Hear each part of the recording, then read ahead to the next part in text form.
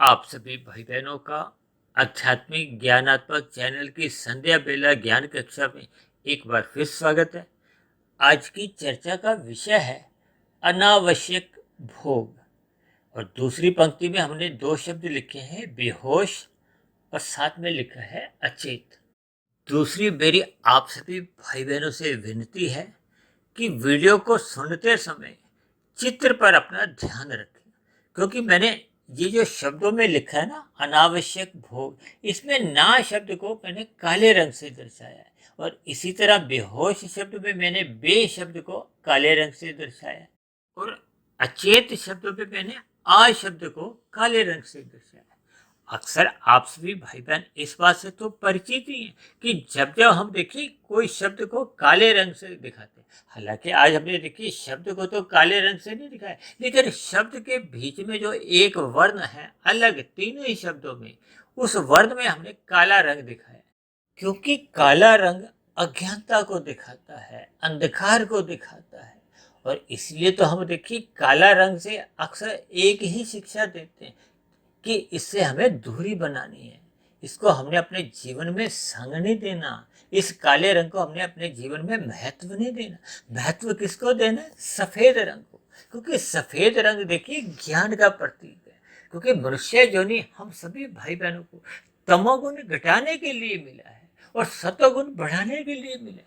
क्योंकि जब जब मनुष्य अपने जीवन में सतोगुण का अधिक संग करता है तो उसके जीवन में अज्ञानता समाप्त होने लगती है। जैसे अभी देखिए ब्रह्म मुहूर्त चल रहा है, कुछ समय में सूर्य का प्रकाश आएगा तो अंधकार चले जाएगा, भाग जाएगा। यानी कि आपके हमारे जीवन में देखिए प्रकाश का महत्व है। शाम को भी जैसे ही सूर्य अस्त होता है तो हम सर्वप्रथम क्या करते हैं, अपने घरों में अपने कमरों में बल्ब ट्यूब जलाते हैं, तभी तो आपके हमारे तन को दिखाई देता है, वस्तुएं रखी हुई दिखाई देती है। अन्यथा अंधकार में आपका हमारा तन ठोकरे खाता है। इसी तरह आपका हमारे मन बुद्धि के स्तर पर जब जब अज्ञानता आ जाती है, अज्ञानता क्यों आती है? क्योंकि जब मनुष्य प्रकृति के विषय भोगों में अनावश्यक भोग प्रवृत्ति बना लेता है। अनावश्यक भोग प्रवृत्ति का अभिप्राय है कि आपके हमारे स्थूल शरीर की कुछ आवश्यकताएं हैं। अब देखिए अनावश्यक में आप जैसे ही उस ना शब्द को हटा देते हो, क्योंकि हमने कहा ना काले रंग को हमने महत्व नहीं देना, उससे हमने अपनी दूरी बनानी।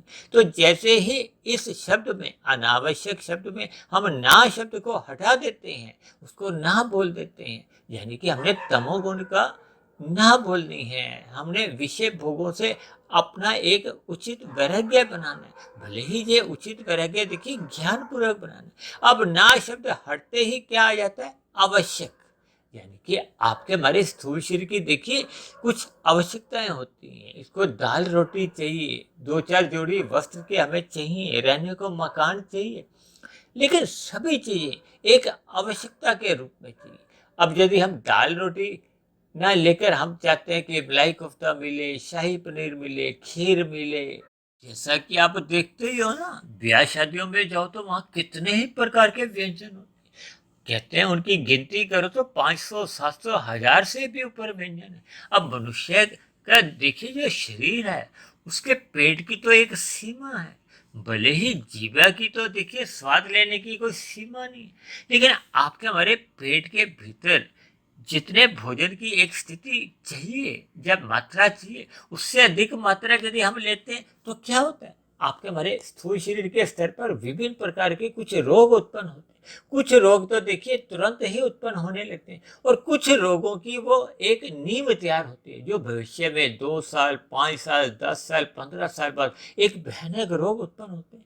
आज संसार में देखिए उच्च रक्तचाप का जो रोग है, दमे का जो रोग है, हृदय गति का जो रोग है, मधुमेह का रोग है, ये सभी के सभी रोग कैसे उत्पन्न होते? ये आपके हमारे जीवन में जब अनावश्यक रूप से भोग आ जाते हैं, हम विषय भोगों में अधिक रुचि रखते हैं। ये विषय भोगों में अधिक रुचि ही फिर मनुष्य का रजोगुण बहुत अधिक बढ़ाने लगती है। मनुष्य अपने मिले हुए जीवन में बहुत अधिक भाग दौड़ करता है, दिन रात 2 के 4 बनाने की कोशिश करता है, फिर 4 के 40 बनाता है, 40 के फिर 4,000 लाख। यानी कि वो अपने मिले हुए जीवन में अपने विषय भोगों की इच्छाएं बढ़ाता जाता है, बढ़ाता जाता है, और बढ़ाते बढ़ाते उसका देखिए मनुष्य जीवन यूं ही एक राजसी बनता जाता है। और जब जब मनुष्य देखिए गहरे तल पर राजसी बनता जाता है, रजोगुणी गतिविधियों में लिप्त होता जाता है, तब उसके जीवन में सत्वगुण की न्यूनता आने लगती है।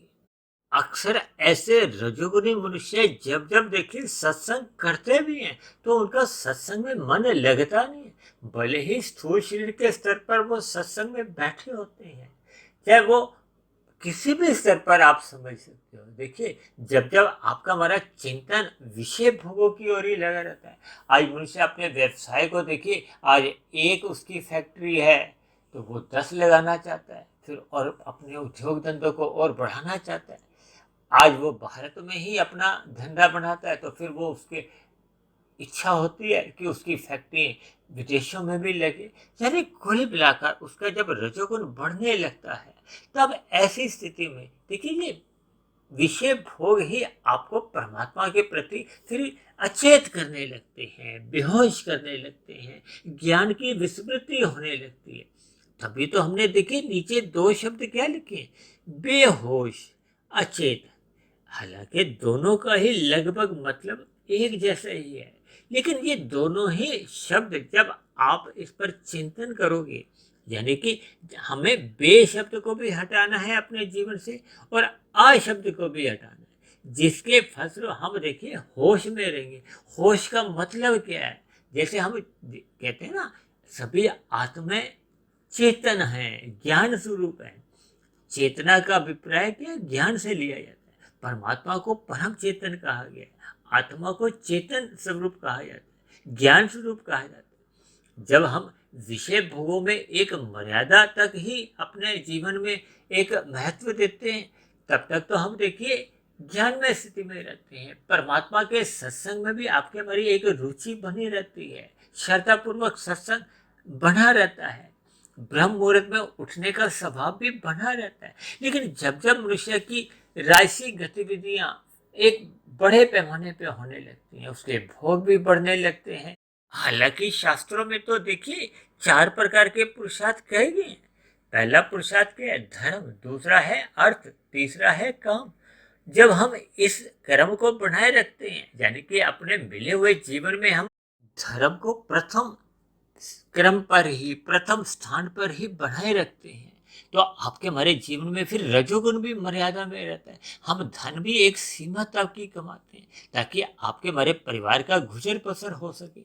अपनी भोग इच्छाओं को भी एक सीमा तक ही रखते हैं। ऐसा लक्ष्य बना रहने से ही फिर आपके हमारे जीवन में आध्यात्मिक उन्नति होती है। आध्यात्मिक उन्नति होने का अभिप्राय क्या है? कि हम मोक्ष की दिशा की ओर बढ़ने लगते हैं। आपकी हमारी की गई आध्यात्मिक उन्नति मरने के बाद भी सुरक्षित बनी रहती है। इसलिए आपका हमारा जो मोक्ष की जो एक मंजिल है, परमात्मा को पाने का जो एक लक्ष्य है, वो सदा बना रहता है और उस लक्ष्य के हम करीब पहुंचते जाते हैं। जब मनुष्य अपना रजोगुण बढ़ाने लगता है तो वो दिन में देखिए रजोगुण 8 घंटे का होता है, लेकिन वो अपने काम धंधे में इतना अधिक व्यस्त रहता है कि वो शाम को भी अपना काम धंधा देखता है। फिर काम धंधे के सिलसिले में ही अलग अलग लोगों से उसका उठना बैठना रहता है, रात को लेट आता है, रात को लेट आने से फिर उसका सोना अधिक देरी से हो पाता है। तब ऐसी स्थिति में सुबह उठने का जो एक ब्रह्म मुहूर्त में जो एक अभ्यास है वो छूटने लगता है। ऐसी स्थिति में देखिए मनुष्य सुबह 7 बजे तक, 8 बजे तक, 9 बजे तक भी लोग सोए रहते हैं। तो ये दोनों ही स्थितियों में देखिए आपका हमारा जब रजोगुण बढ़ता है तो रात को देरी से सोने से आपकी मोहजनक स्थितियां भी आपकी हमारी बढ़ने लगती हैं। या दूसरे शब्दों में आप यूं भी कह सकते हो कि हम परमात्मा के प्रति अचेत होते जाते हैं, बेहोश होते जाते हैं। आपका हमारा जो ज्ञान है वो आवृत होने लगता है, परमात्मा की विस्मृति होने लगती है।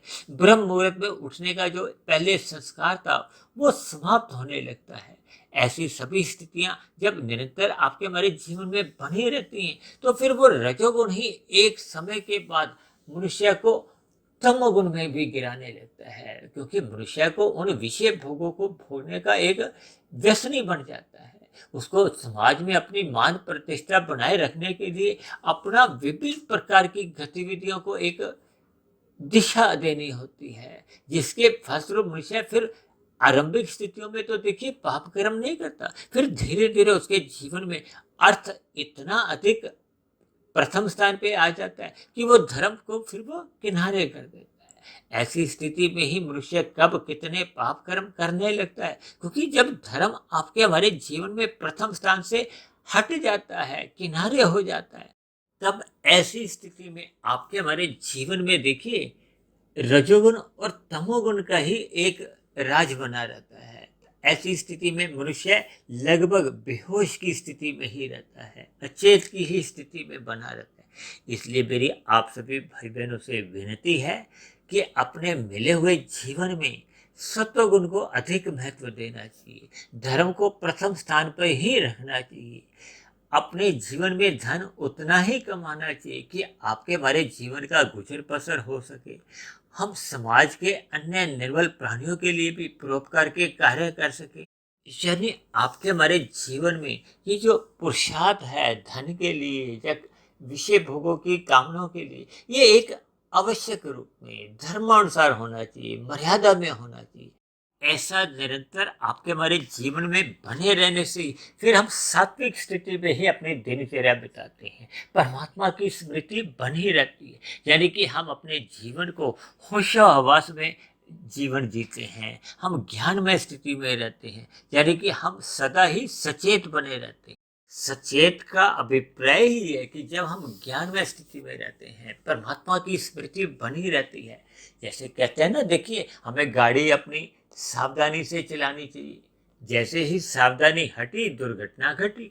इसी तरह आपके हमारे जीवन में जैसे जैसे देखिए ये चेतनता समाप्त होने लगती है, ज्ञान अपनी एक धुंधली स्थिति में आने लगता है, फिर अज्ञानता आने लगती है, तो फिर आपके हमारे जीवन में कितने अधिक पाप कर्म होने लगते हैं, मनुष्य को इसका बोध नहीं रहता। कर्मफल सिद्धांत की बारीकियों को वो समझ नहीं पाता।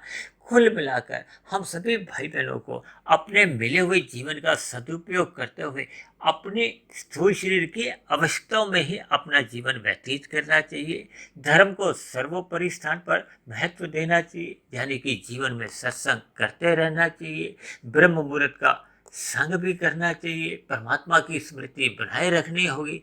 तभी आपके हमारे जीवन में अनावश्यक भोग जैसी स्थिति फिर उत्पन्न ही नहीं होती। जब अनावश्यक भोग ही हमारे जीवन में स्थान नहीं रखते तो फिर हम सदा ही बेहोश और अचेत की जो एक विपरीत स्थितियां हैं, बुरी स्थिति हैं, उनसे भी मनुष्य बचा रहता है। यानी कि कुल मिलाकर उसके जीवन में पाप कर्म पूर्ण रूप से समाप्त हो जाते हैं। यानी तमोगुण का संग मात्र एक नींद लेने के लिए ही किया जाता है और रजोगुण का संग मात्र अपने स्थूल शरीर की आवश्यकताओं की पूर्ति के लिए ही लिया जाता है और सतोगुण का संग इतना अधिक किया जाता है कि मनुष्य का ब्रह्म मुहूर्त में उठने का एक स्वभाव बन जाता है, संस्कार बन जाता है।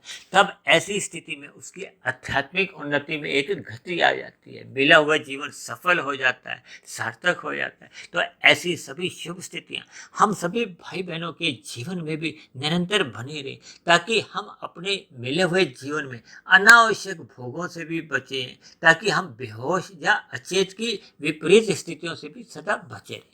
इन्हीं शब्दों के साथ आज की चर्चा विशेष को हम यहीं विश्राम देते हैं। कल सुबह फिर मिलते हैं ब्रह्म मुहूर्त उपदेश कक्षा में। तब तक आप अपने आध्यात्मिक मित्र सुधीर भाटिया फकीर को इजाजत दें। आप सभी भाई बहनों को बहुत बहुत शुभ रात्रि और सुबह ब्रह्म मुहूर्त में उठने के लिए बहुत बहुत शुभकामनाएं।